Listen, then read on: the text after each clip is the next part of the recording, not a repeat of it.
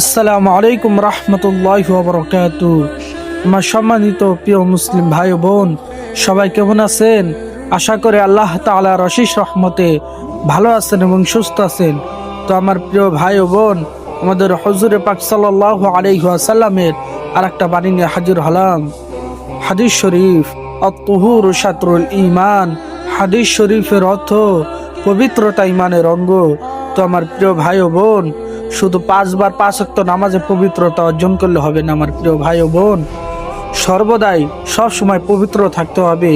নিজেও পবিত্র থাকেন, নিজের সন্তানদেরকেও পবিত্র রাখেন। তো আমার প্রিয় ভাই ও বোন, অবশ্যই সবাই পবিত্রতা অর্জন করে থাকবেন। জানি না ভাই কখন কার মৃত্যু হয়ে যায় অপবিত্র ভাবে। তো অবশ্যই সবাই চেষ্টা করবেন পাক পবিত্র হয়ে থাকার জন্য।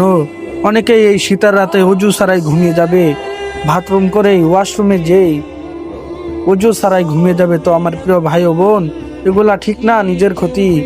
শয়তান খবিস জিন নিজের ধরবে। তো অবশ্যই সবাই ভিডিওটা শেয়ার করে দেবেন। আসসালামু আলাইকুম রহমতুল্লাহি ওয়া বারাকাতুহু।